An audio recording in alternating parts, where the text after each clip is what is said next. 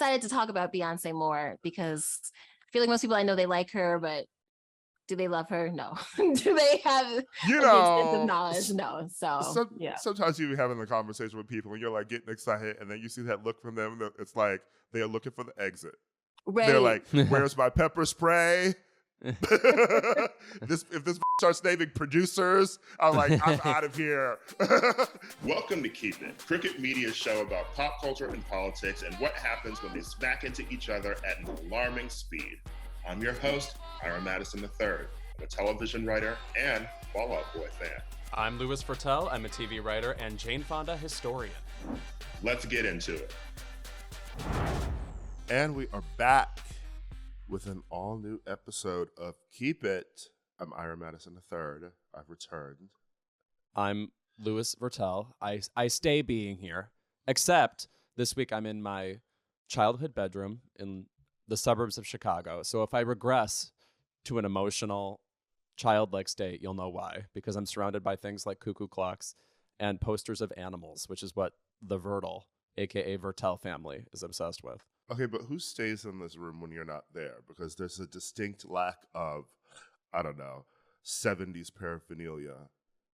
That, unfortunately, is just my disease. My mom can be swayed into wearing a Carpenter's t-shirt that I buy for her every once in a while, but this house is not awash in, posters of Faye Dunaway movies and stuff. Okay, yeah, it's giving like beachside resort. Oh, yeah. Ira can see me on Zoom right now. Every wall in my parents' house is, it's a specific green. I'm going to call it Girl Scout green. And I don't know when they settled on this, but it's like clearly a kink of theirs. It's just everywhere here. Okay. Troop Beverly Hills. Troop Beverly Hills, yes. Yeah. By the way, if we ever remake that movie, who do you want in the Shelley Long role? Judy Greer?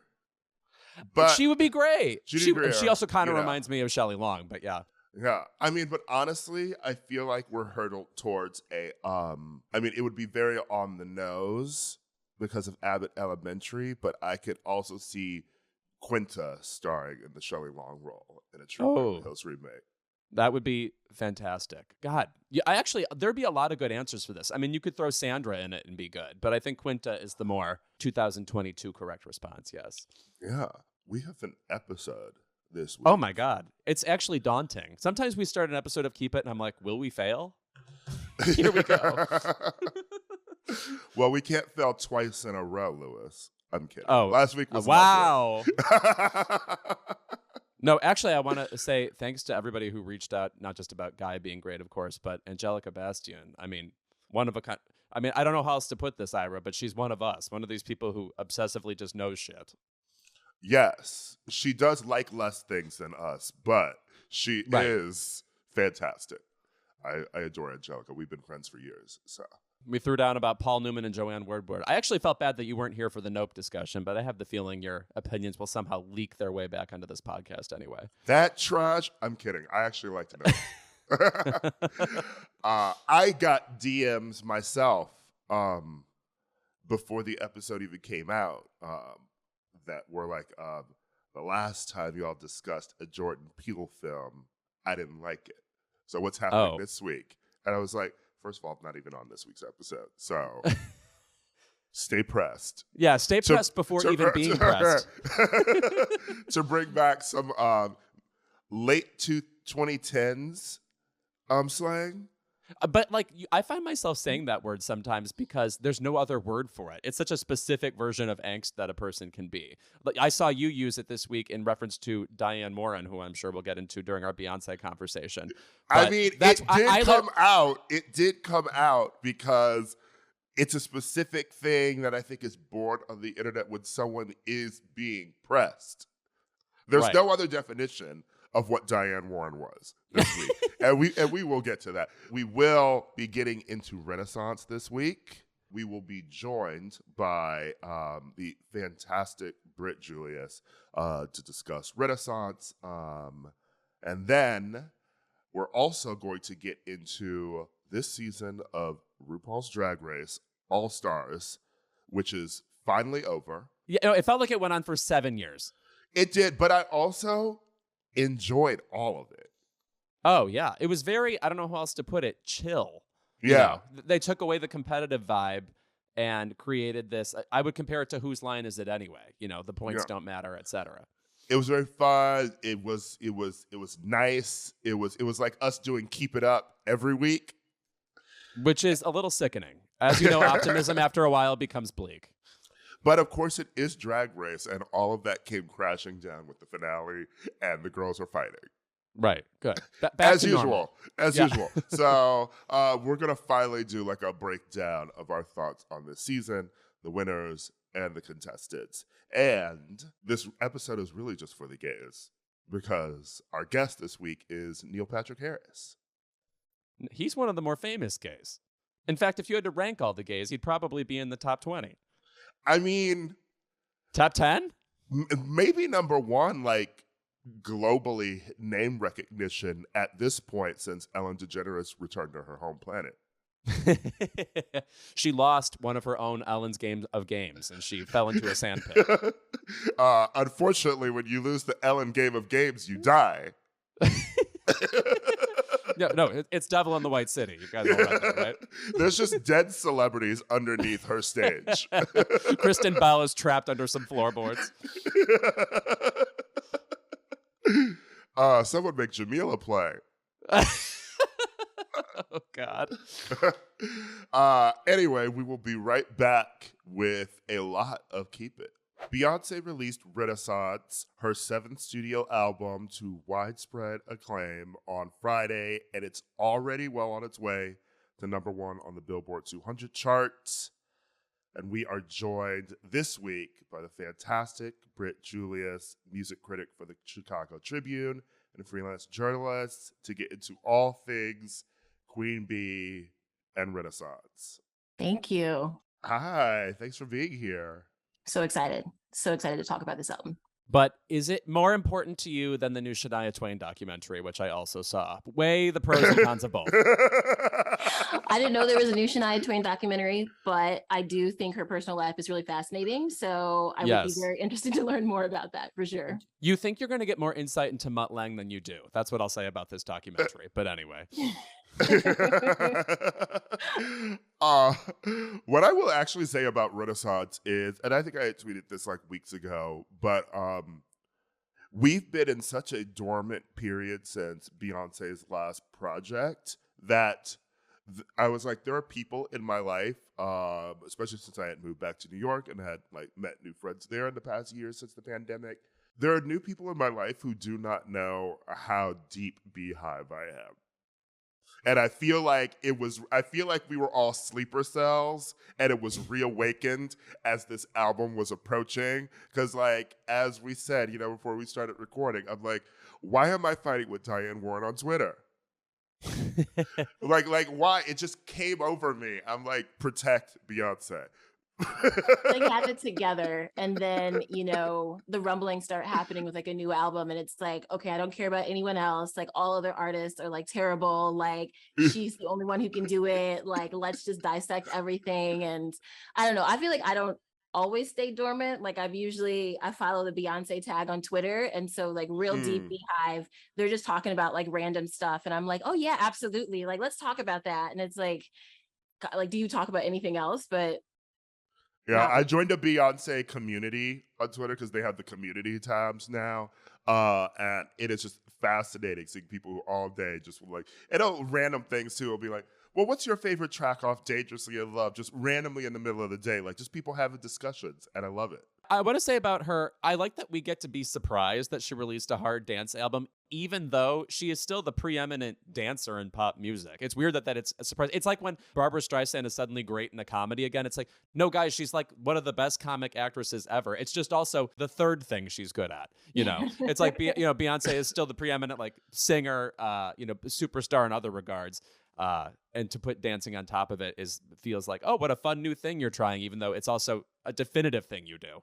It's kind of strange. I mean, I was like, now that you say that, I mean, she's been around for, almost 25 years now. And she is, we're so used to her being in R&B, touching on hip hop, touching on a couple other sort of genres as well. But it was almost like she, from a fan perspective, is like, was she kind of like hesitant to kind of touch upon those certain genres? Or was it just that like no one was really listening to a lot of, dance and electronic music unless it was like that really kind of terrible like 2010s like EDM kind of stuff. So she was like, okay, people are, feeling house a little bit more, so I can kind of go into this genre that I actually really love and just really hasn't like had its due. So I don't know, it's kind of funny to think about because she's just, it seems like a really perfect fit actually, because like that's a genre growing up with it, at least like in like the 90s, where it was all about these like diva powerhouse vocals. And she is like one of maybe like 3 contemporary artists who could like pull it off, because most mainstream girls don't really have the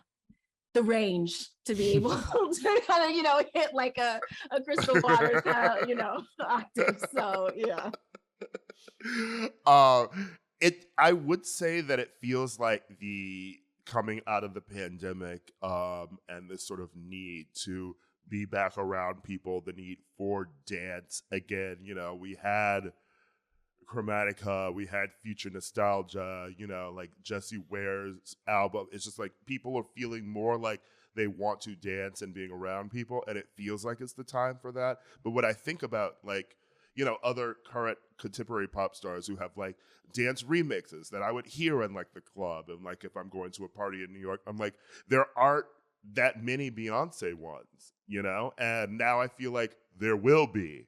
Yeah. Because she's like, okay, let's do this in the way that, I love the hearkening back to, like Donna Summer, like it feels fun, like I was reading this book, Life and Death on the Dance Floor in New York, and it was just talking about like the old gay clubs and dance clubs in New York and stuff. And there was this one where they talked about this club, like the Sane, where it was like, it opened up and it was like, it peaked when like Donna Summer's Dim the Lights played. And it was like, they changed the lighting and there was just nothing but like stars on like the ceiling. And it felt like it transported people. And they were like, I'm coming back to this every fucking night until I die. And it's just like, it's nice that Beyonce has stepped into a role of like delivering an album that I feel like that, like I heard some of it out in the bars when I just went out with a friend on Sunday, and I'm just like, this is what I've been craving, and DJs are ready to play it. People want to hear it. I don't know. It feels like, when like a diva like that would drop something in like the 70s or 80s or something, you're just like, I've got to get to the club to hear this. Absolutely. Well, I think it's like, it's not just, in my mind at least, it's not just that she's releasing this music, but it's that this kind of music is being released at all. Like I've been complaining to my friends forever. I'm like, no one makes dance music anymore. Like no one seems to want to have fun. Everything is kind of just like druggy and sad and weird and like emo and like for TikTok and like soundtracking your life and things like that. But I'm like, what happened to the music where you're just like, we're going to get drunk, we're going to get, like effed up, we're going to have so much fun, we're going to dance, we're going to party, like let loose, do whatever.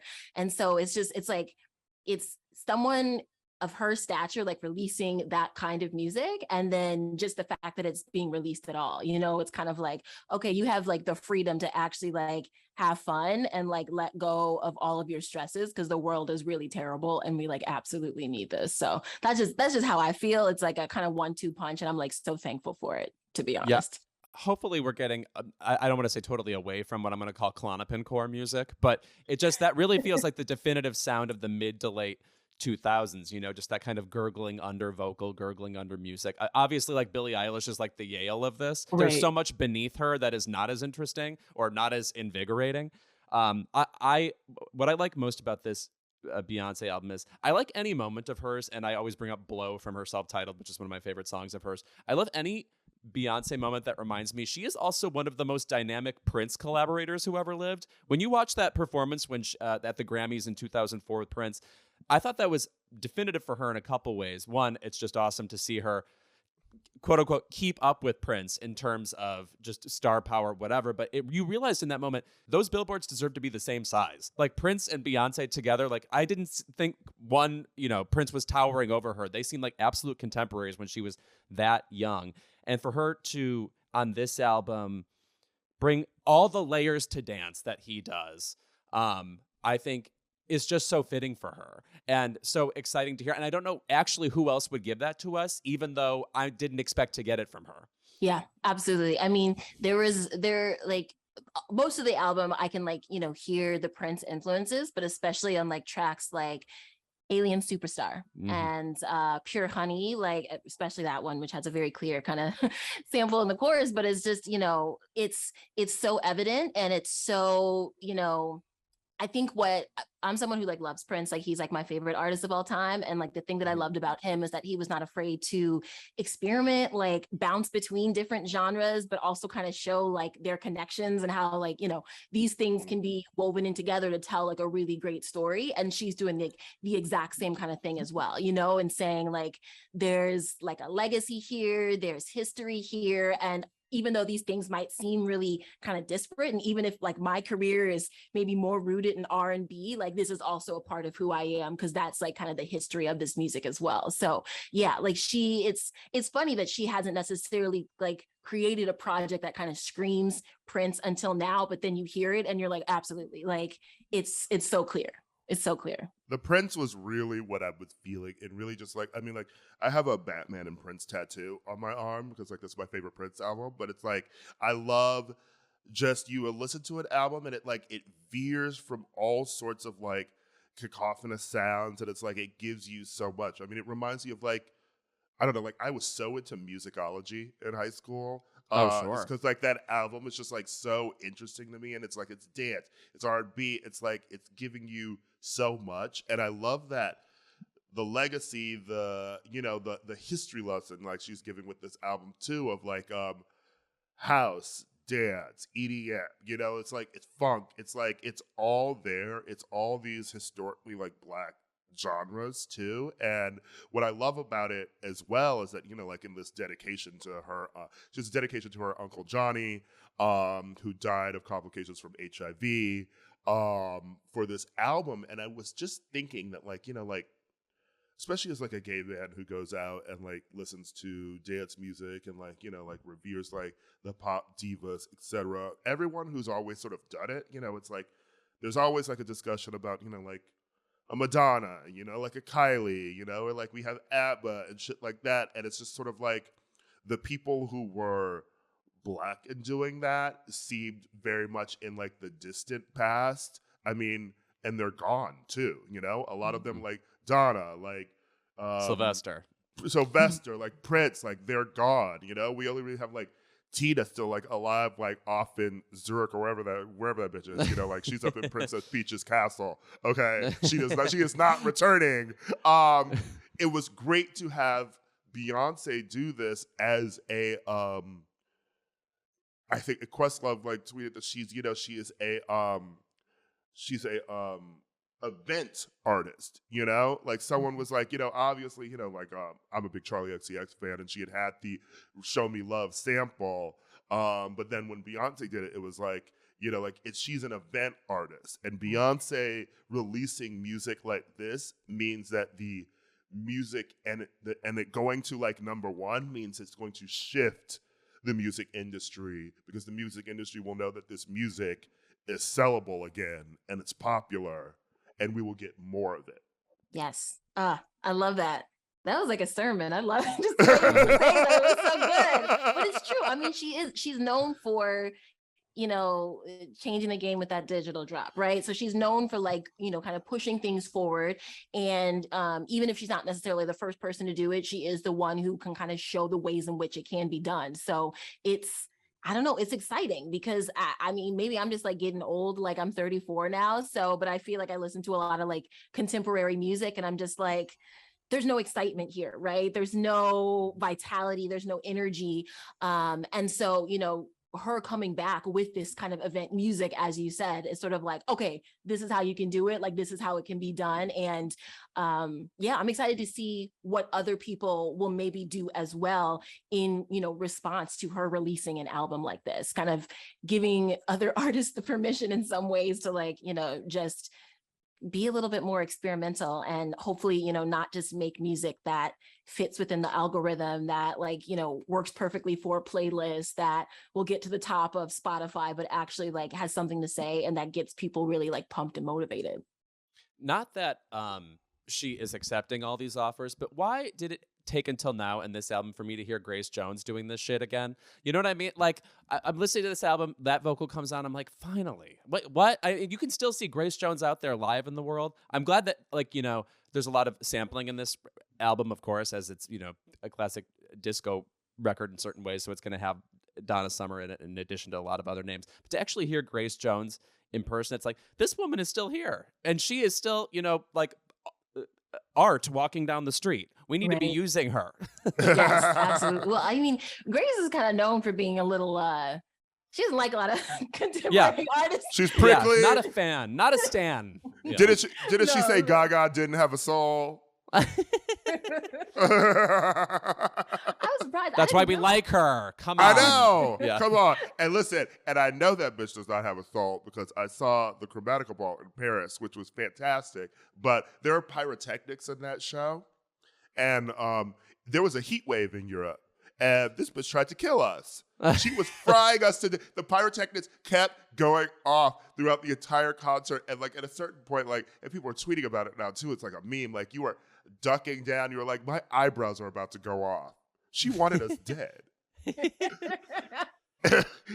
Anyway, yelling red one as you go up in flames.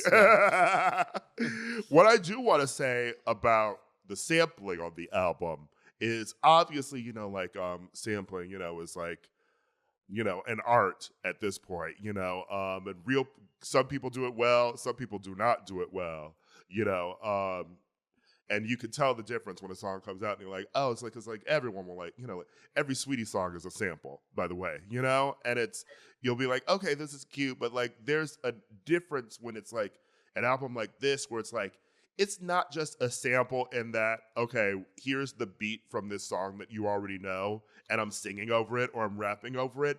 This is samples in like, the chord from this one song is in this part of a song to take you somewhere else. And it's what I love about this album is, and I can't wait for my vinyl to arrive to listen to it, but it doesn't just feel like it's giving us that music that we hadn't heard before and hearkening back to it. What it feels like is like if a DJ put this on start to finish in the club, it feels crafted like a great DJ set.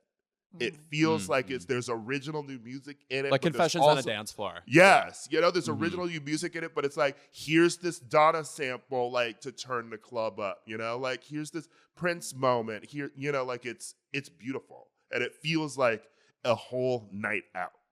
I'm exhausted. I would compare that to like Missy Elliott, for example, who like all of her music has some sample in it. It's like the difference you're talking about is the difference between like the Heart of Glass sample and Work It. And this is just the song that came to mind.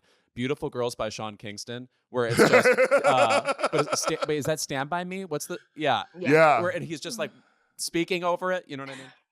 It's the effort, right? It's the effort. It's like if you're letting the previous song do all the work and then you just kind of like sprinkle a little bit of something new on it versus like actually like having something to say, right? And like, you know, making something new out of it, which is like really exciting. I mean, I think of it even like with with like Alien Superstar on this album, right? And she samples, I love it. It's like one of my favorite on the album. And she, you know, samples Right Said Fred, right? And Drake just had like a song very recently, also, you know, sampling that as well. And that was a song that, you know, I mean, it wasn't like terrible, but it was like very obvious. Like, this is the sample, this is the connection, you know, and like, is this sample kind of doing all the heavy lifting for this? Or, you know, can you kind of take the element of that previous song and turn it into something new, right? Because that chorus she has on Alien Superstar, that is new and that's beautiful, right? And that's different and that's not the same thing as like, you know, I'm too sexy for my whatever. So yeah. No, I love an interpolation too.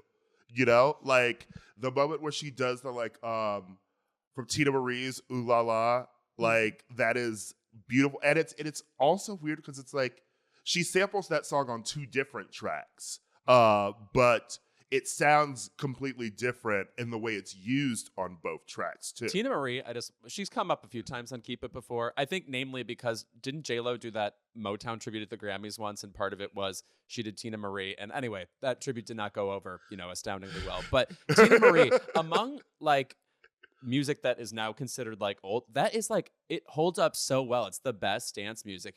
She has a song called Behind the Groove that I would say is one of my favorites of hers. Her big hits, which are like Square Biz and Lover Girl, so good. She was the Rick James protege. If people don't know who she is, she was called the Ivory Queen of Soul. Anyway, got to get into her music, and I'm psyched to see Beyonce sample her. Were there other samples on this album you were particular fans of?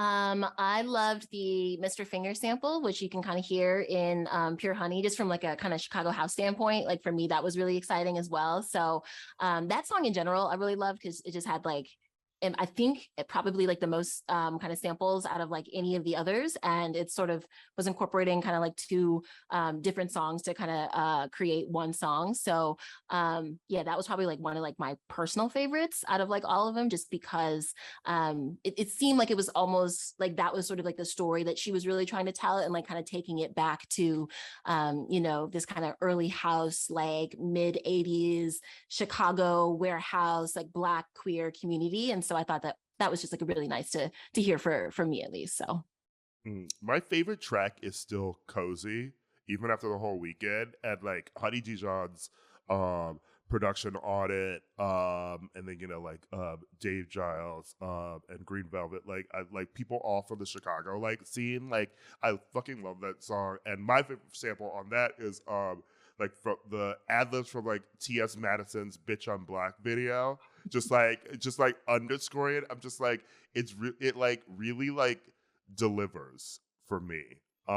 This is one of the few albums I can think of that needs like a bibliography. It's so intense, the amount of references, and it's all like extremely intentional. It's not just, I don't know, they happen upon this sample and it sounds good. It's like every sample means something. It's a quote unquote Easter egg, it's if it weren't just fun dance music, I would consider it diabolical how deep it is.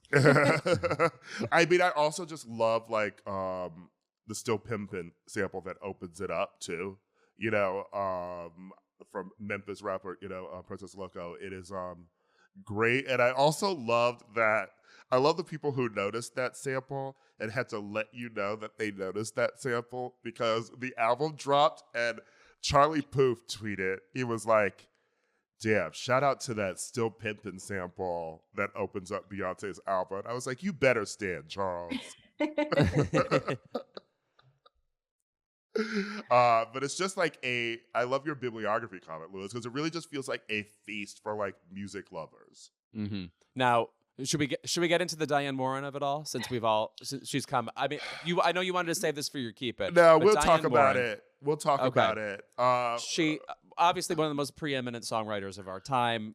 How many Oscars has she been nominated for? 150,000, I believe. How many has she won? That's a lower number, somewhere in the 0 range. But she tweeted, "How can a song have 24 songwriters?" and then with a eye roll emoji. Now, she knew what she was doing. She knew she was going to get smoked for that, I assume. And people rightfully said to her, Diane, you know how the music industry works. Please stop. I do want to say also, I do feel people are largely undereducated about how much music Diane Warren has written. So I wanted to almost defend her legacy, even though it doesn't need defending. But she actually did figure it out for herself, though, because she realized, tons of the songwriters on here are just the original artists of samples getting credit. Like the Right Said Fred is all listed in the credits, for example. I mean, did she figure it out, or was it like? Oh, was it told to her? That's probably true. I mean, he responded to her.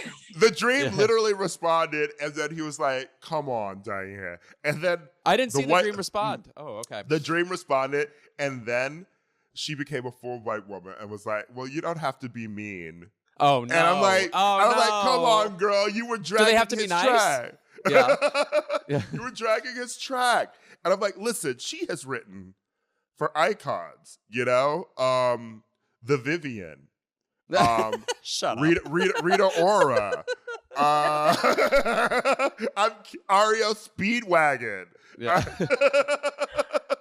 I'm kidding. Listen, I love Diane Warren's music. Obviously, she's even. It was even shadier because she has written for Beyonce. You know, Yeah. I mean, granted, that song is "I Was Here," but I was gonna say I assume it's not a single. But yeah. I Was Here from 4. Her music, her song about the globe. I don't know. One of my least favorite Beyonce songs. I'll just be honest. Even before, like, just all this controversy, wasn't my favorite. That's for sure. So, on the record. But yeah, I mean, Diane Warren got the smoke, and it was funny. It was funny seeing an old school Beehive pylon. Yeah. No, you're right. It was quaint, actually. Yeah. And it was less murky, obviously, than the Khalees of it all. Oh, right. Yes. You know, because like, for those who don't know, like, Khalees's Milkshake was sampled, and she's the performer of that song, but like, not credited as like, songwriter, composer, or producer, just for that song and the album in general, because Khalees has talked openly before about like, conflicts with Pharrell and the Neptunes have led to them owning her songs and her not, and not having money from them, which is why I guess she shifted into becoming a fantastic chef. I have had her arepas at a pop-up in Koreatown once, and they were fucking fantastic. But the only thing I want to say about the Khalees of it all is that we've talked before on this podcast a lot about how, like, the music industry has fucked, like, a lot of people over. There's like, Pebbles, there's Diddy, and Pharrell, I guess, following in that long tradition.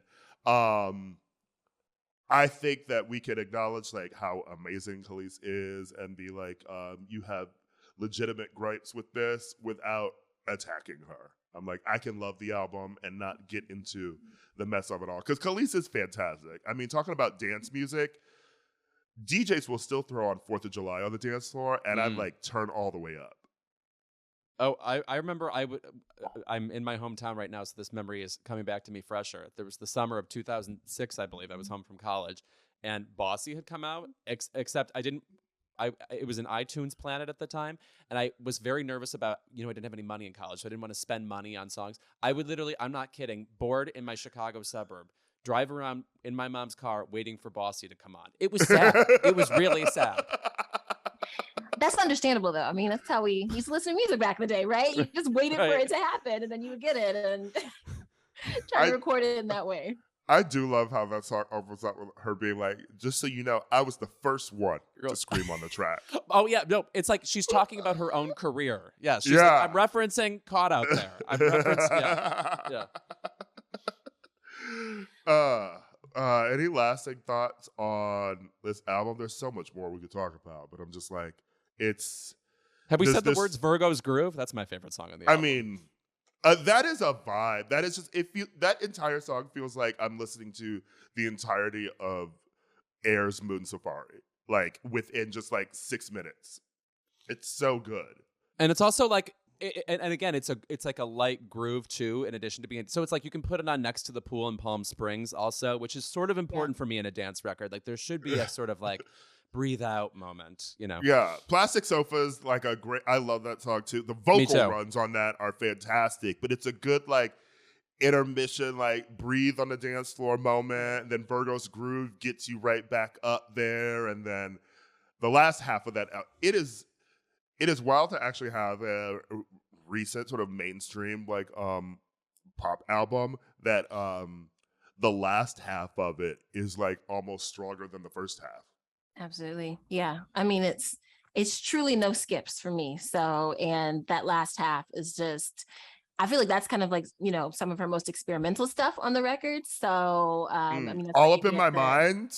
Yeah. All Up in My Mind is one of her most, like, surprising turns for, like, a Beyonce track. Like, that's giving PC music. Yes. And it's So fucking good. And also, America Has a Problem is just like a really good song. And I like love seeing people mash it up with like old like Detroit like 80s, 90s like dance videos because it fits perfectly. It has that Latin kind of freestyle sort of, from like the like let the music play, like that kind of Yeah, like vibe that. to it. And I love when like it reminds me of like she does like a little rap on it too. And I love when the old like early 90s like R&B divas would like be singing on a track and then all of a sudden start rapping like Mariah on Prisoner. That's a flashback. I fucking love that song. I saw a tweet that made me think, which is, a lot of these rappers are lucky that Beyonce busies herself singing most of the time. Because, man, when she raps, it's so... here I come. I'm sounding like a 90s Rolling Stone critic or something, but dynamic. Like, she goes hard, in quotes. What a pleasure every time she raps. She has a good melodic flow. It's like she's got energy to it. She's got, especially like nowadays where people kind of have that sort of ASMR kind of mumbly rap thing going on. It's like she's actually, it's like nostalgic in some way that she like, kind of just like rides the beat. So, I mean, she wanted to, she would be really good, just releasing a rap album. I mean, and listen, also, she's done it again in that we're talking about this album this week, but also like the visuals aren't even out yet. So like, we're going to be talking about it again. And then also there's 2 more acts. Okay. I mean, it's like, it is long and we don't know when they're coming. It's like, she's Tom Stoppard now, there's more to come. It's like this album ends and it's like, when you go see a Marvel movie, it's like the screen goes black and the title card says Beyonce will return. Yeah. Mm-hmm. Well, until then. Yeah. Until that. I mean, also, lastly, I just want to say the album, like the Johnny stuff really did get to me. And like, I'm glad she dedicated that. And it's just like, there's always been this sort of thing about like people saying like that Beyonce doesn't like acknowledge like her gay fans the way the other people do. But I'm like, just sort of have to look for it. And it's been going around online, like her glad speech that she gave about Johnny too. And just this dedication. Like, I don't know. I just thought it was beautiful. It's nice that she gave us a Joanne album that we like. I mean, not easy to do. Not all the other girls have that. You know what I'm saying? Yeah. To their credit. Yes. it had me calling my grandmother and asking for like photos of my Uncle Bill who lived in that era, like the 90s in Chicago and died in the same way.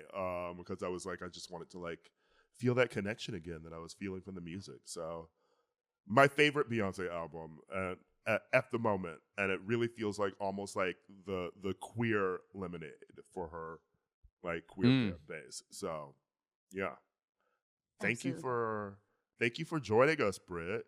Thank you for having me. This is a lot of fun. I'm really excited to talk about Beyonce more because I feel like most people I know, they like her, but do they love her? No. Do they have extensive knowledge? No. So yeah. Sometimes you be having the conversation with people and you're like getting excited and then you see that look from them. It's like they are looking for the exit. Right. They're like, where's my pepper spray? If this bitch starts naming producers, I'm like, I'm out of here. She's talking about samples. Let me go. Absolutely. You've seen him in How I Met Your Mother, Gone Girl, A Series of Unfortunate Events, The Matrix Resurrections, and now in Netflix's new series, Uncoupled.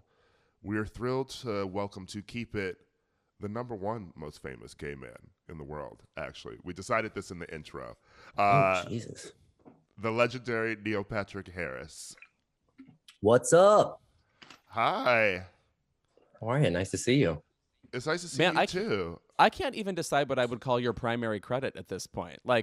I still want to say like award show host, but obviously you're also a Tony winner. You've got How I Met Your Mother is still lingering there. What feels like your signature moment? Do you feel you've had a signature moment?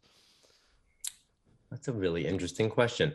I think probably most people, I don't know, probably How I Met Your Mother would be the main one. I mean, I did that for the longest period of time. That was 9 seasons.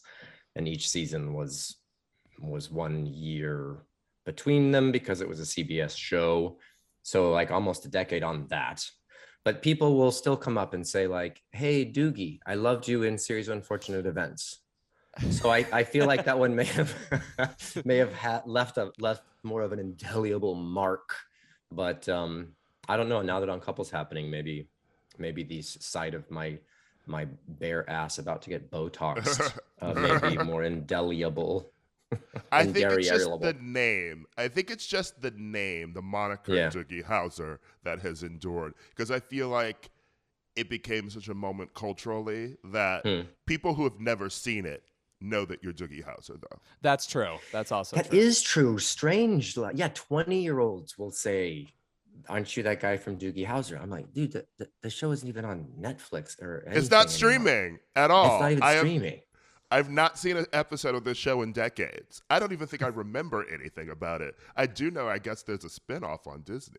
Right. Yeah, there is. Written by one of the How I Met Your Mother writers, Courtney Kang. Yeah.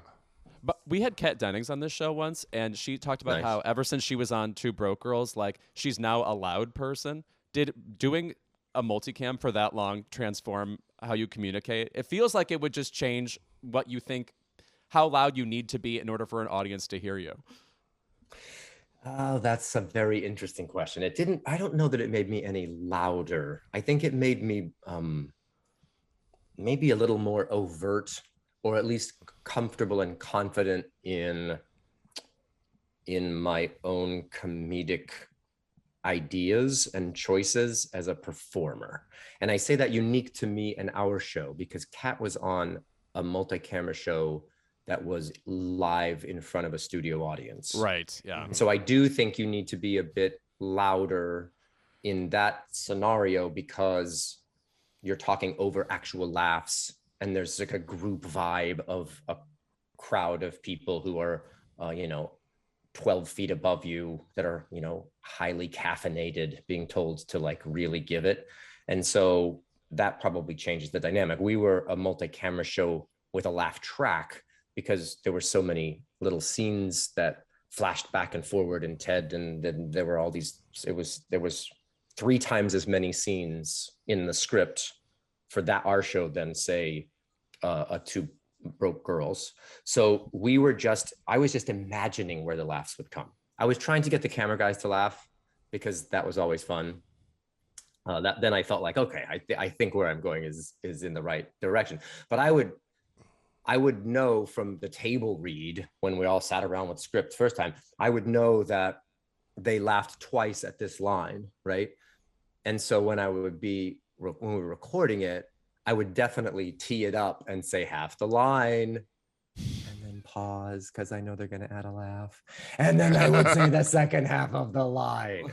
And then I'd wait again because I knew they're going to get a big laugh. So I actually got to weirdly kind of help orchestrate the laughs on that show. So I guess the technician in me was happy about 9 years of that kind of work. Well, here's a question. You learned that from that sitcom. You were on Doogie for 4 years. Did you know you were funny as a kid? Like, did you know, like, being on the show where you like, I am being funny. I am learning the skill of being a good comedic television actor. Or were you just like, I'm a kid and I'm like doing a job? Well, I've always related to adults really well when I was younger. And my parents, Ron and Sheila, who are still alive and likely binging this podcast at 76 years old in Albuquerque, they talked to us always like we were people and not little kid people. So we always enjoyed their sense of humor. Because sometimes I feel like adults talk to kids as if they don't get jokes.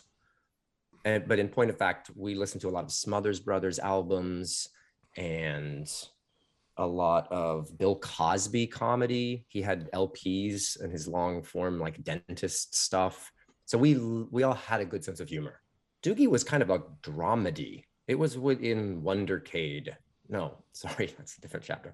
Wonder Years. Fred Savage. And it was filmed single camera, not multiple cameras in front of an audience at all. It was a Steven Bochco show, what we were doing.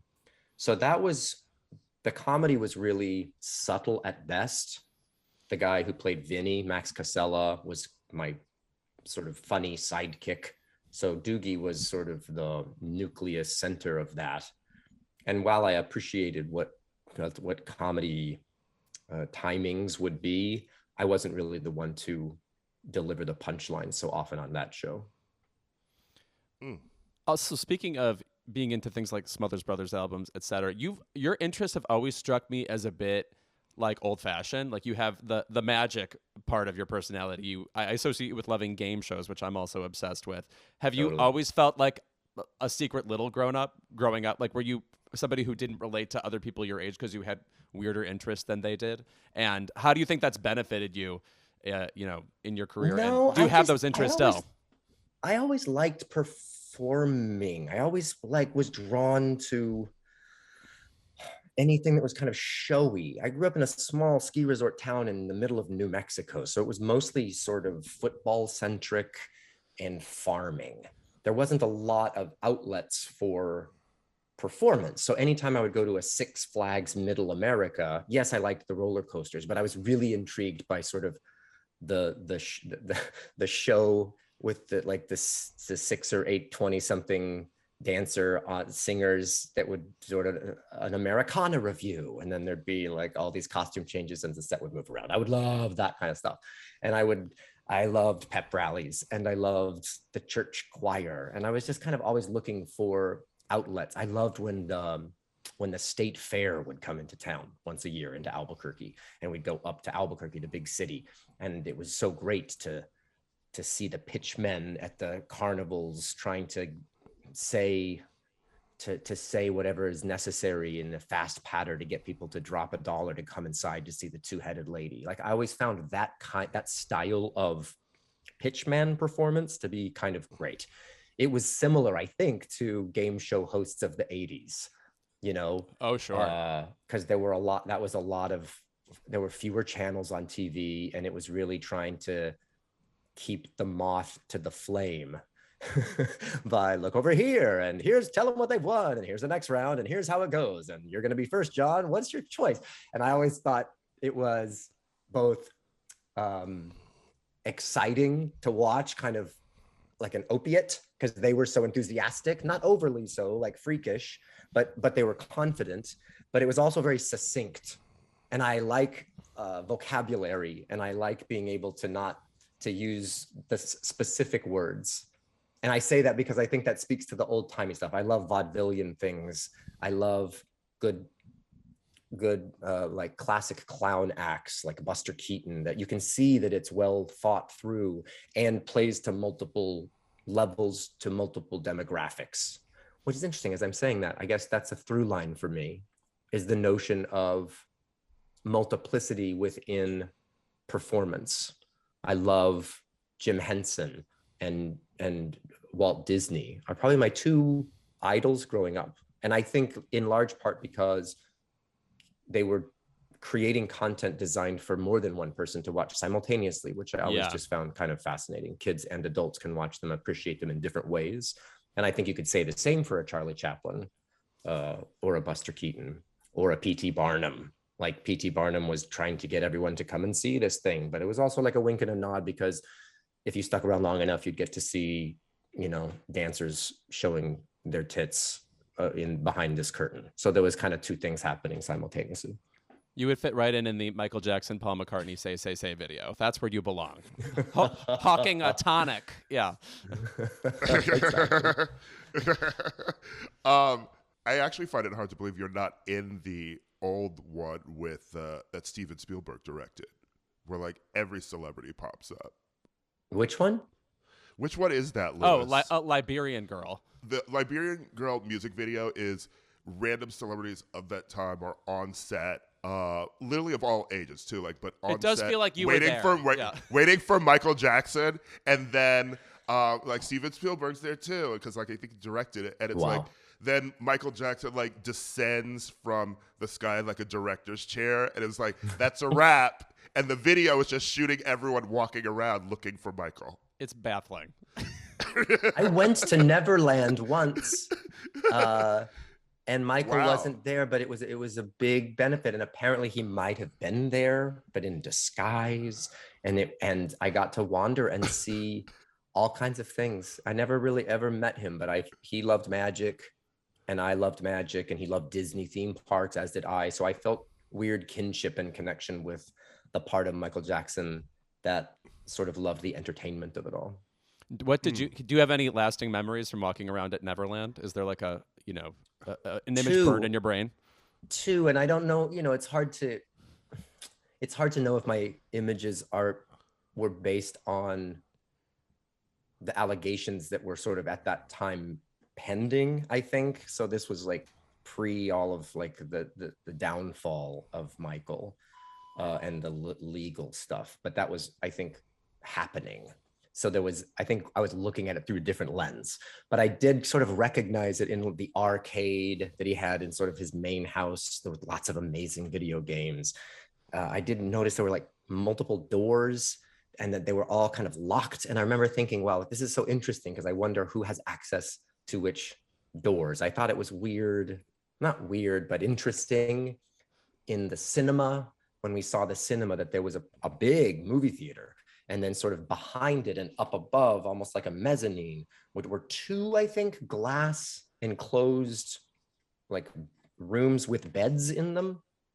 Okay. And it was all glass, so that you could see, like you could watch the movie, but like watch it in pajamas in bed, which I thought at the time was kind of, wow, that's very cool. I wonder who gets to go in there. After the fact, it seems a little jarring. Well, we walked around the zoo at Neverland. There was a zoo there.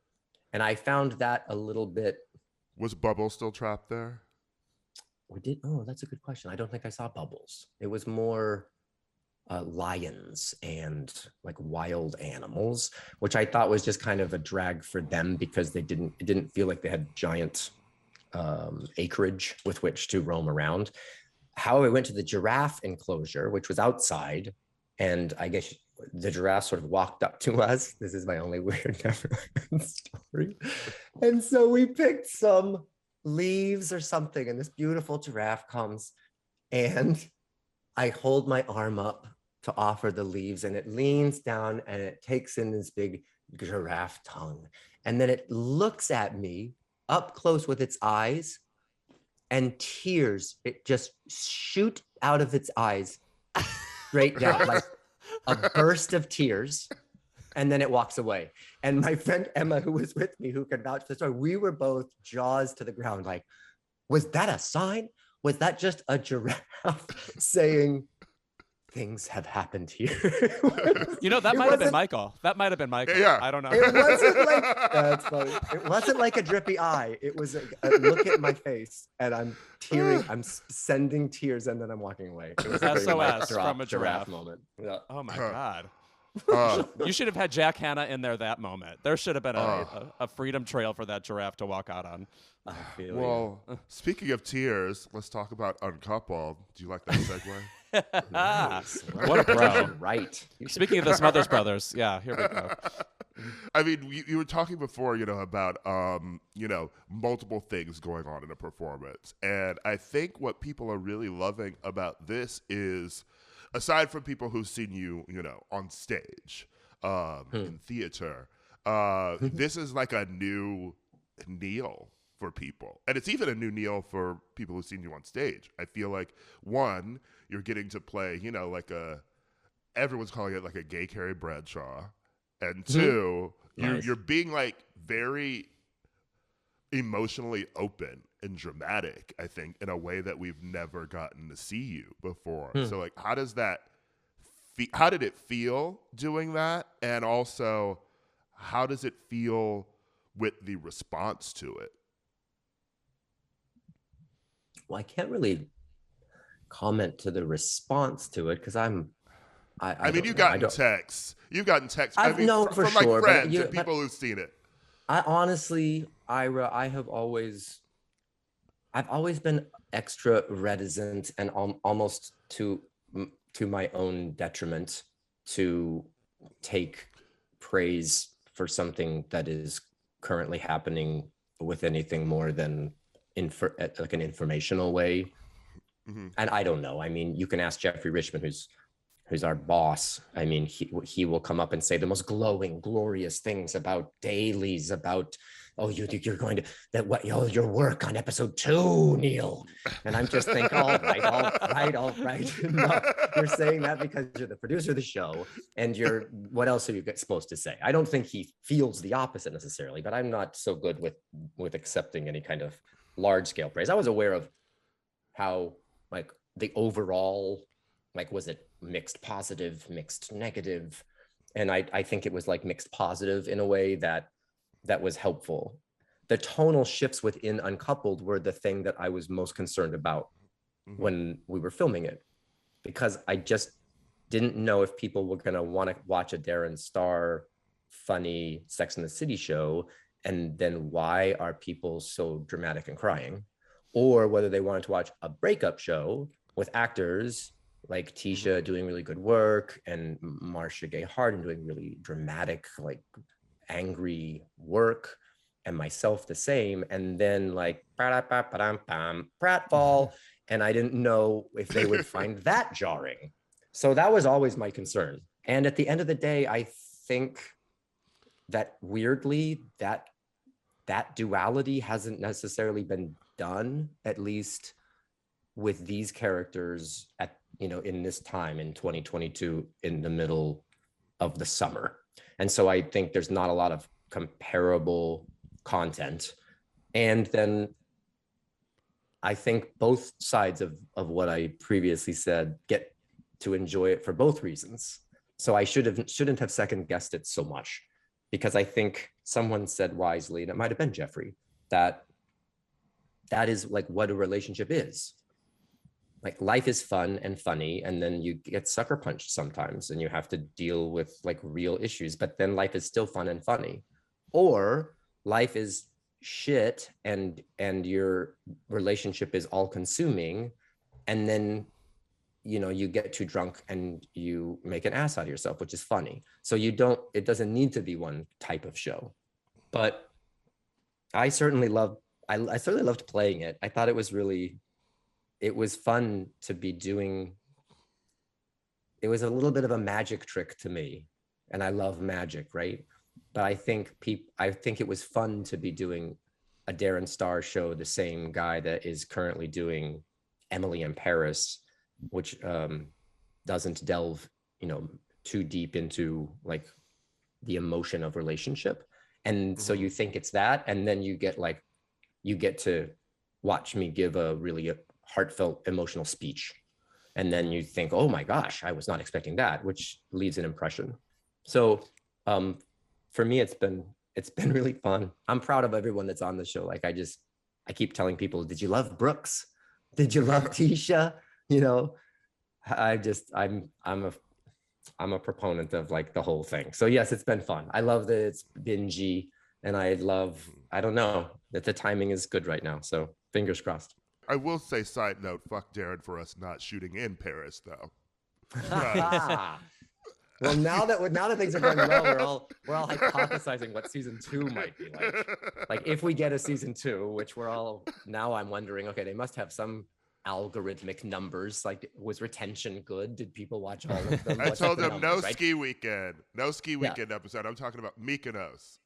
Yeah. That's funny. They say Mykonos. Saint-Tropez. Yes. Someone said like, next year it's going to be Mykonos. So it says next year it's going to be P-Town. Next year it's going to be Fire Island. I said, like, as long as it's warm, I'm happy.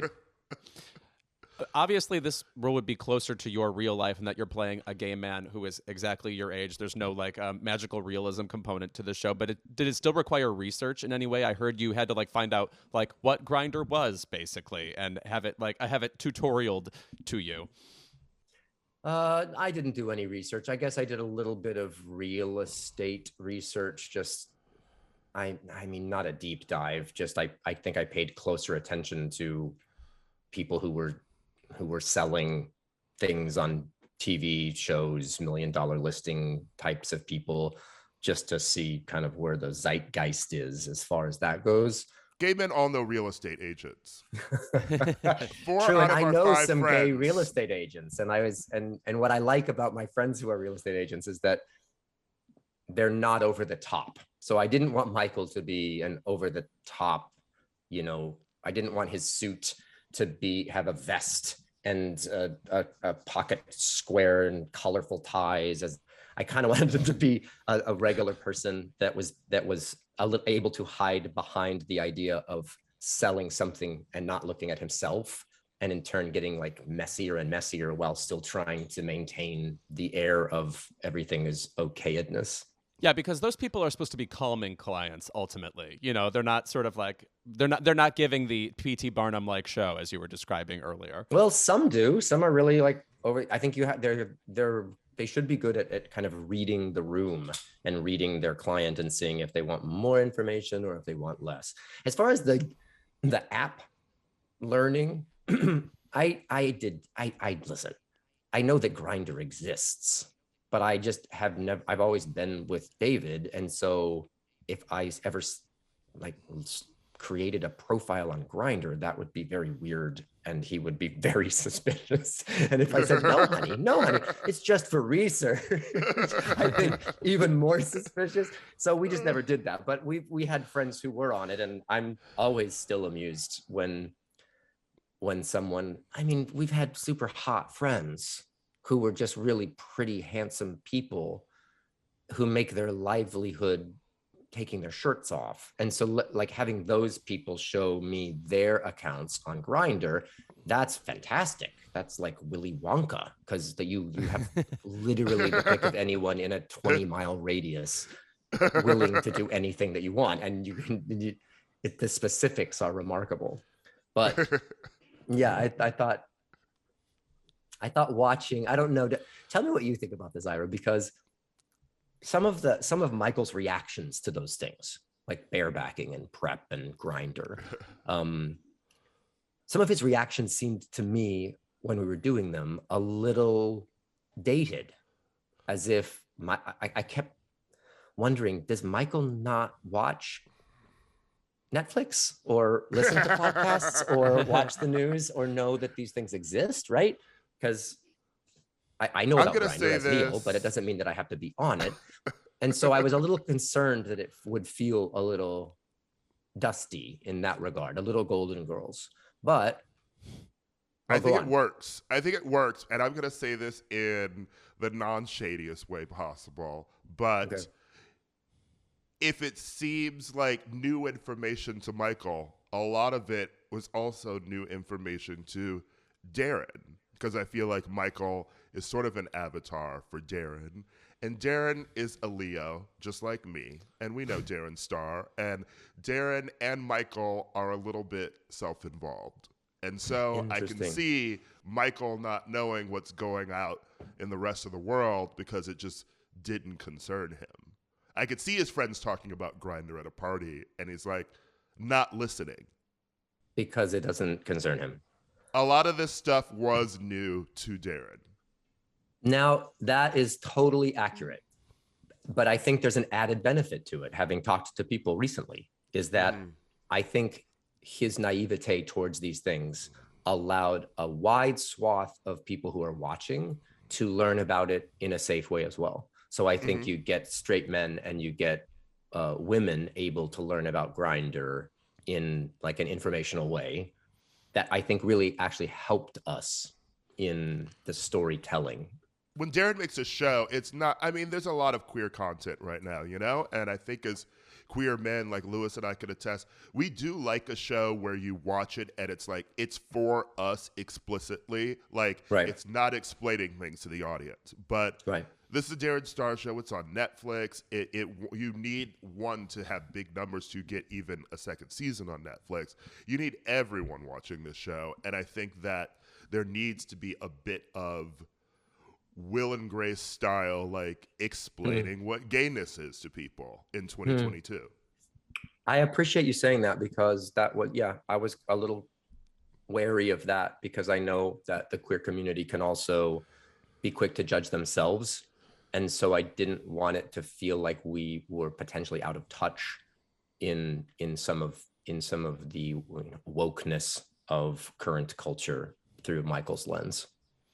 Well, also, I think like straight people have certain like landmarks of gay relationships that they know and are very proud to know. Like they're always bringing up how they know what a top and a bottom is, or like what a bear is. And I think because they have those things, they think they know everything, but they are a little behind. So if they're going to watch a TV show about this, there are things that are going to have to be explained to them if they're going to get it, you know? So it's just necessary, I think. And I think too, that's a really, really valid point and understood. I think as well, a breakup show is universal and so relatable that people are looking for differences so that they can connect in both directions, right? That I feel like people say, you know, that I just went through this and I'm a straight woman and I have that same feeling. So there's things you latch onto on the show that are subjective to you because you have had a similar experience, and there's differences that you can learn from. So you kind of get to grab it from both sides.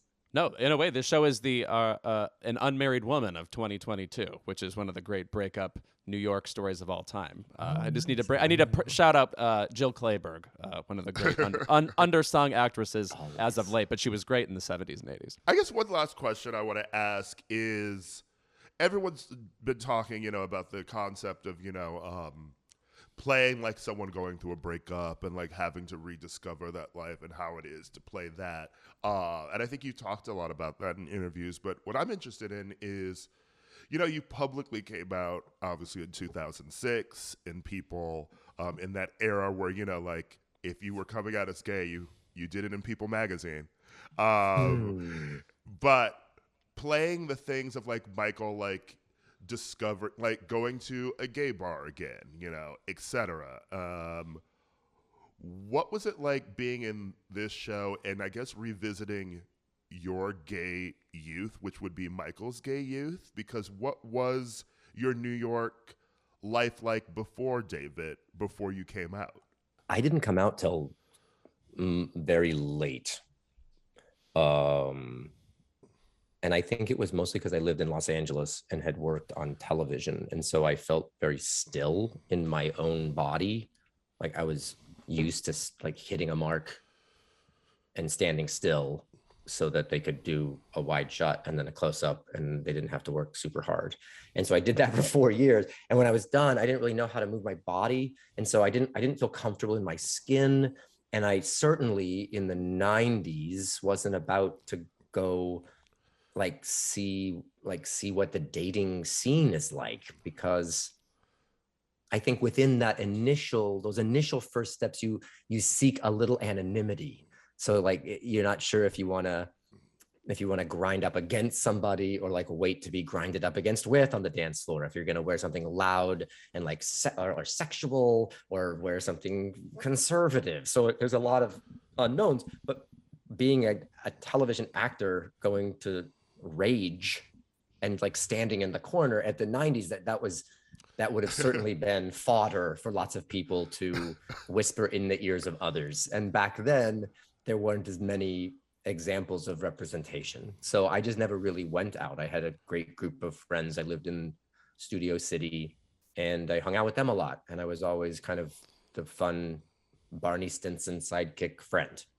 And then when I went to San Diego to do Rent, the second national tour of Rent, that's when I got to be more full-bodied because I had to move around more. That's when I got to go to the East Village and get my hair dyed from Patricia Fields and get a blonde haircut and put fingernail polish on. So I got to queer myself up a little bit in my visage. And that's when I started feeling like, oh, New York is the shit.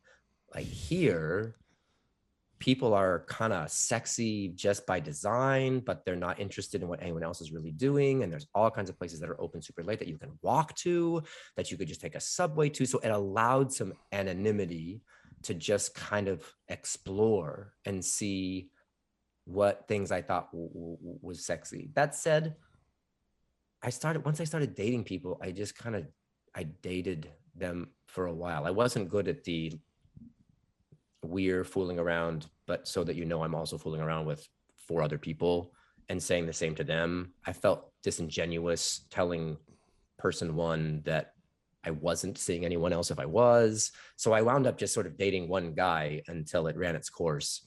And then that became apparently like really obvious. And so then we just decided to go our separate ways, but sort of remained friends. And I did that 4 or 5 times, and then started dating David.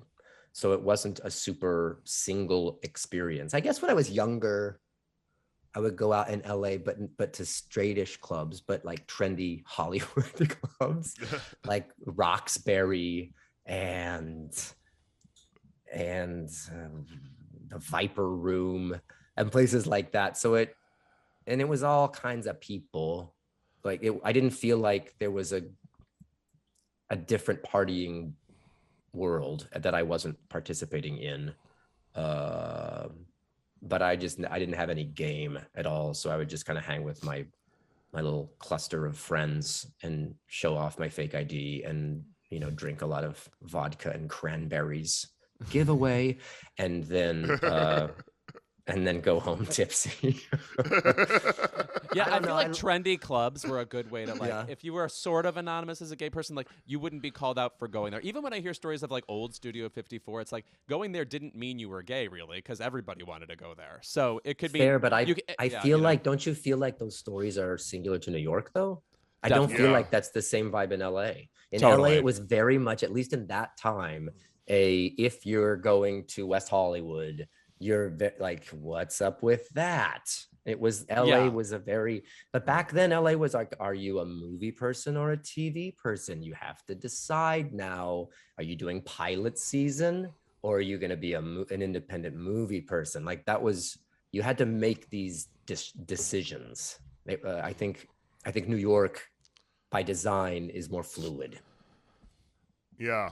And I think it was also probably pre the sort of like, the David Cooley, Lisa Vanderpumpification of WeHo, where also like the Abbey is famous enough that everyone goes here. Yes, it doesn't matter if you're gay.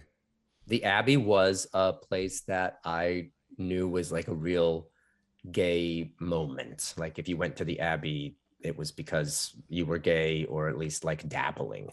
There was a place in the Valley called Oil Can Harry's. Oh, I love that bar. I miss it so much. Yeah, we used to love it. Is it not there anymore? It recently only closed down, yeah. No. So when I was a kid, I would drive past that to go to my agent's. And it was like the Death Star. Like I always wondered, like, what is this Oil Can Harry's and what goes on in there? And I was very curious, and only went, 5 or 6 years ago for the first time. And it was like a country bar at that time. There were a bunch of people in like Western wear, which I wasn't expecting. But Oil Can seemed like very sexual to me. It felt lubricated. So Oil Can Harry's just made me feel like it was a lot. It's like a very old school gay bar something. name, like Manhole or something. That might, exactly. that a straight person would name. Yeah, But no, but it was like the last bar where you would go to it, and definitely you would hear "Turn the Beat Around" by Vicky Sue Robinson or whatever. Got to Be Real or something, So I totally missed that bar. Can I tell you what is exciting about Uncoupled is I love that at 49, I am able to talk about like contemporary gay dating and culture a little bit in a sort of safe-ish Darren Star kind of way. But I'm just so proud of the generations below mine, right? The 20-year-olds, the 30-year-olds, because of their innate fluidity and inclusivity and positivity about it all. Like the fact that so many straight people go to gay clubs to dance now because they know how fun it is and that there's not a lot of aggression is such a great, like that was not the case when I was dancing in the 20s. It meant something different. And when I talk to kids now who say that if their friend was gay, that would obviously not bother them, but if their gay friend wanted to give them a blowjob, and then they would say fine. They wouldn't think that it meant anything if that's what the friend really wanted. And I said, you wouldn't then go around and think, oh my gosh, I got a blowjob from a guy. Does that mean I'm gay? Does that mean I'm gay? And he was like, no, that it might be my friend. I wouldn't care. I was like, wow, that's such a different time. And I love that. I think it's the tipping point has happened. You have podcasts like these, you have TV shows like Pose, like Uncoupled now, where there's so many examples of different kinds of this kind of inclusivity, that given the political conversations that are currently happening in this political cycle, an election cycle, I just don't feel like there's too many ways to step too far backwards. And I think that's it's like a lovely time. With 11-year-old kids, it's easy. It's easy to convey emotion on the show because I live emotion with my kids. So I don't know. I'm proud of it all. Oh, well, thank you, Neil. I don't want you to think our podcast is that progressive, though. This is basically laugh-in. I'm definitely the Ruth Buzzy and the Joanne Worley. So man, I was gonna say I'll go get my pearls and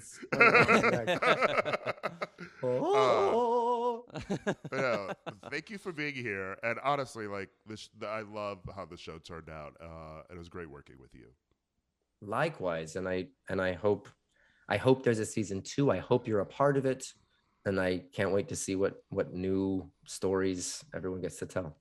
The RuPaul's Drag Race All-Stars Season 7 finale aired over the weekend, and spoiler alert, Jinx Monsoon was crowned the Queen of all Queens, while Raja beat out the rest of the bottom 4 for the title of Queen of She Done Already Done Had Herses.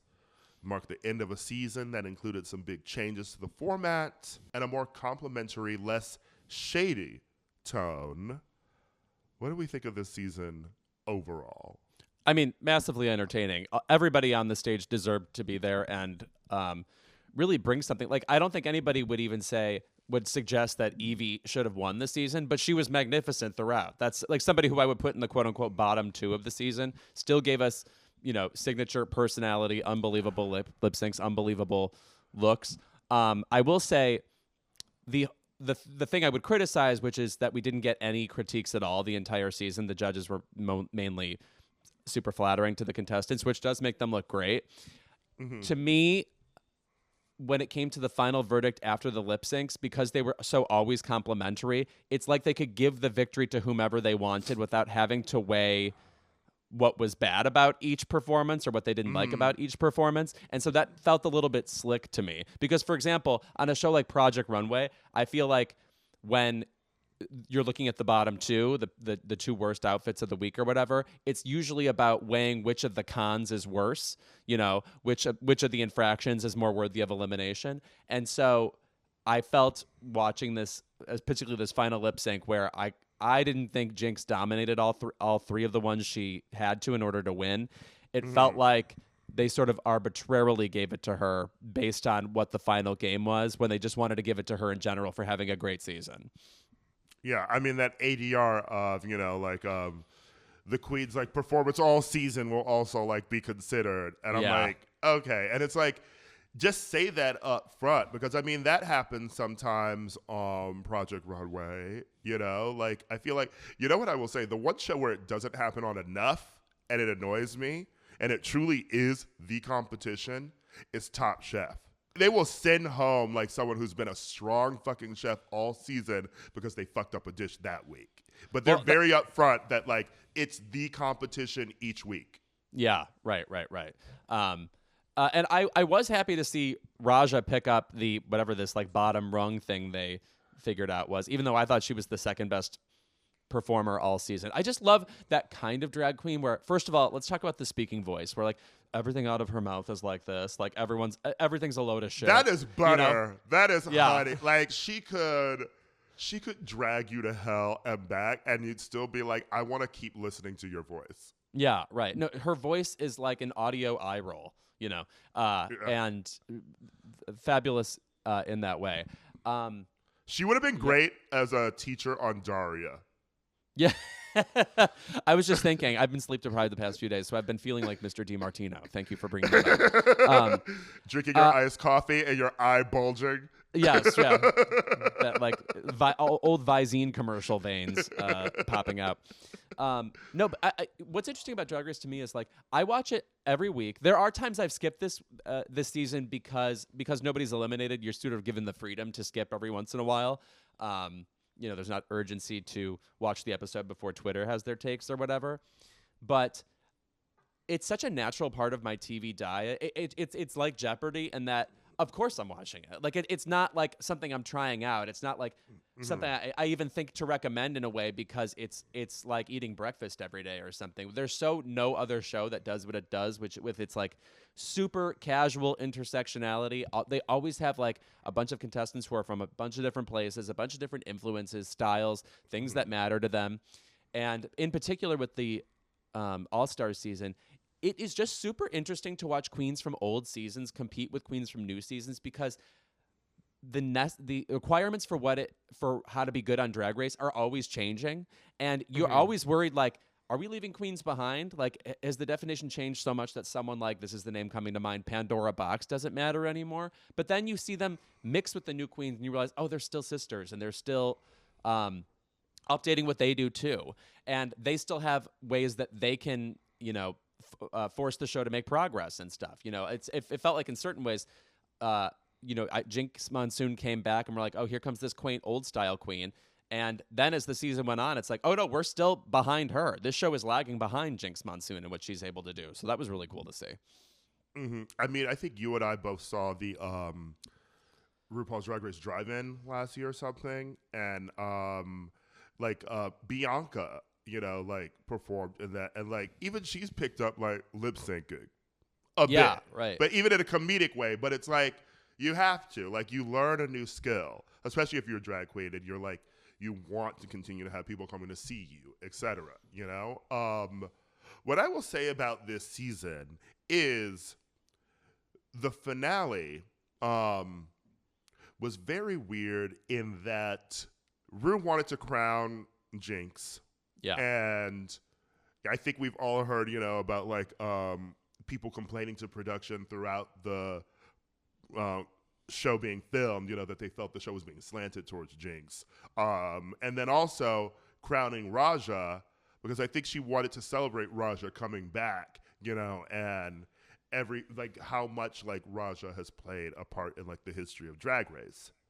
But would you not be Monet Exchange losing to Jinx Monsoon and then being like, okay, but can I get the 50K?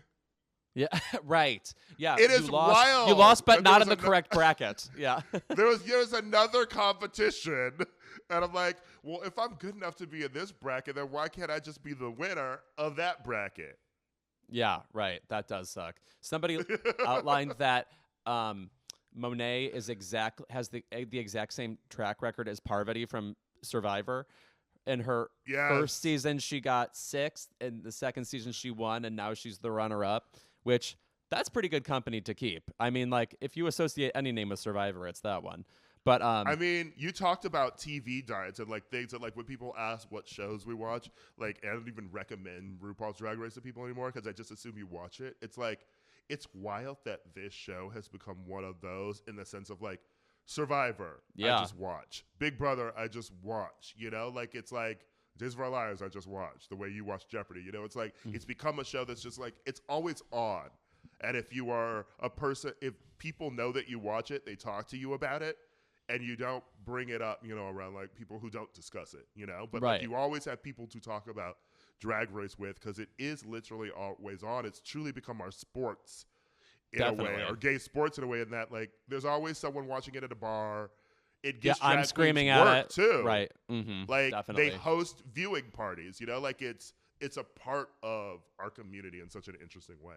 No, it's its own industry, and I just love how they cycle through these queens and then cycle them back in.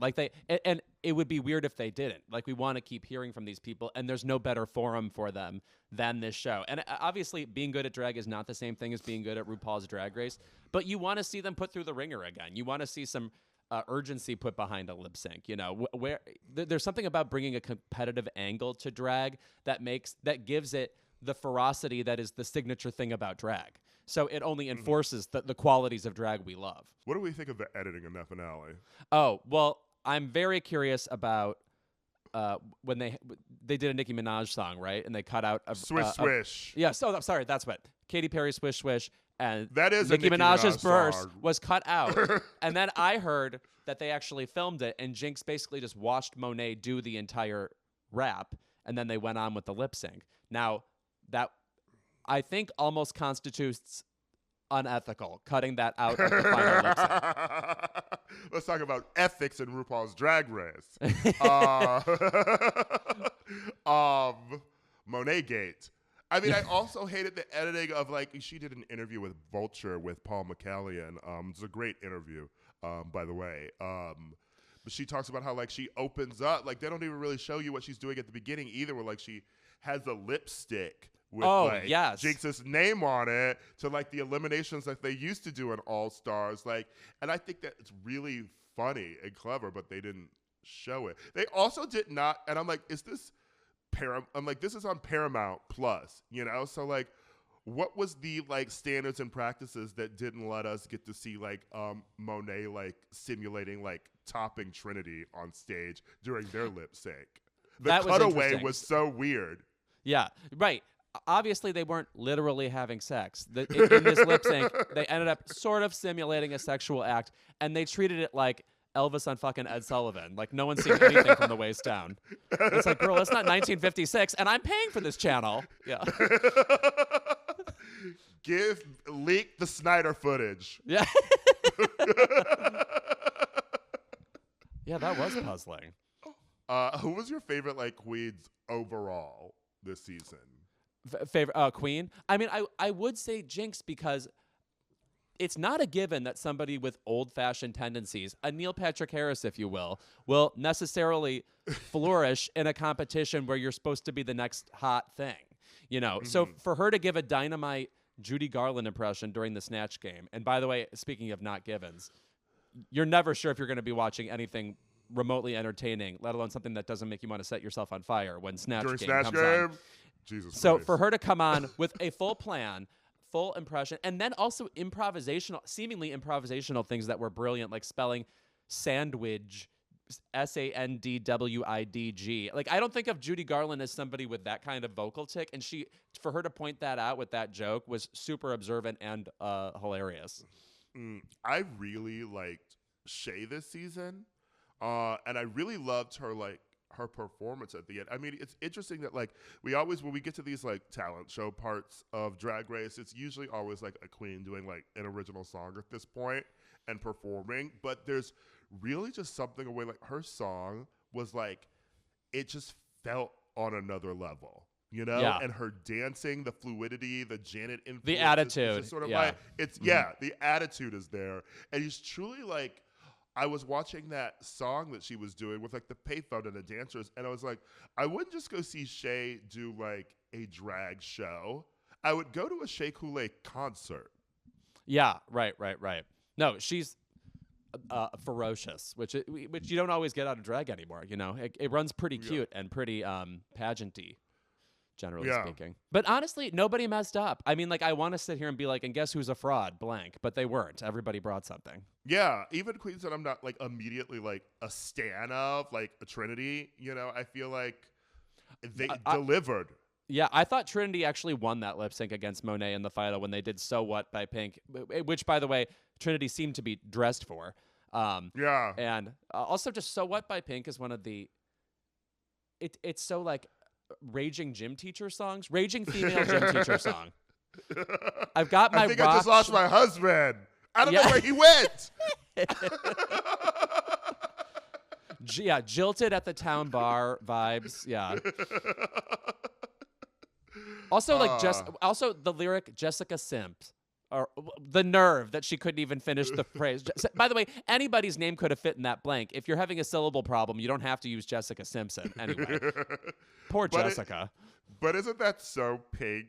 I feel like we don't get enough interviews with her anymore because she's sort of become, like, a different kind of pop star, and that, like, she's crossed over to just, like, she has a very huge fan base, but it seems to be of, like, straight women and the kind of gay men that we don't talk to.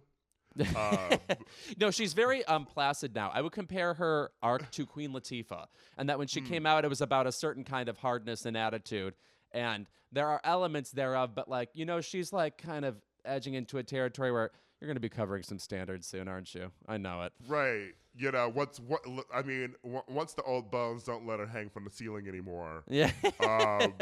Right. But I feel like the Jessica Simp lot is, like, she used to be, like, a real, like, bitch in A real bitch. interviews. Yes. Yeah. Uh-huh. I feel like one of the last ones we got was like when she was on Watch What Happens Live, and she talked about how like her old beef she had with like Christina Aguilera, and she was like, I mean, like I would have beat that bitch up, and I'm like, she would have. No, right. I've seen the biceps. I know it's possible. Yeah. Pink. I like her. I think she has a new actually. song. I think she has a new something coming out in the future. I don't crave Pink. In fact, I mean she's a really good vocalist, but I mean it's like I don't think you need to reinvestigate any of her catalog or whatever. Like I'm not like, oh, you must listen to the what was that album called? Try This with does that have God as a DJ on it? I think so. It's I don't know. I enjoy Pink a lot too. And like if a Pink song comes on in the club, I'm there. Especially if if this is like a classic one that was like really like a banger. Like you'll know the lyrics to it. Like it's fun. But no, I don't really like investigate Pink. Well, yeah, I think you're surrounded by it. It's just in the ether. Like you'll run into Just Like a Pill walking in the universe. Mm-hmm. I will say that an underrated Pink song from her album The Truth About Love is like Walk of Shame. Walk of Shame and like Slut Like You. Like that was one of the last albums where I was just sort of like, oh, okay. Like I think that was the last Pink album that I actually like when it came out. Like I listened to it a lot. That's the one with like Blow Me One Last Kiss and Just Give Me a Reason. I think my favorite song by her is Who Knew. I like Poetic Regret Pink. It's sort of a Springsteen-y vibe of like, what could have been had we stayed together, honey? That kind of vibe. That's a really good song. I think my favorite is actually like, and this is like goofy, but I think my favorite Pink song is You in Your Hand. Oh, which is that's so Pink bitch attitude. Fuck off. Go jack off and think about me. She's so somebody who holds up 2 middle fingers in a picture. That is her energy. You know what? Yes. I feel like Pink would be your Snatch Game. Oh, I could do that. Yeah. That would be a funny character, actually. You could kind of, she's a straight woman, but kind of dyke out or whatever. That'd be fun. Yeah. All right. Well, shout out to All Stars. Shout out to Drag Race. I was gonna say shout out to Drag Race not being on the air until Celebrity Drag Race returns, but I'm like, I feel like there's like 6 international versions airing right now too. Yeah. No, you're never without it. It's the air we breathe. And I don't consume all of it anymore. Like some international ones I sit out. No, I don't have time for Drag Race like Eastern Siberia or wherever they're at now. Drag Race Vladivostok. Yeah.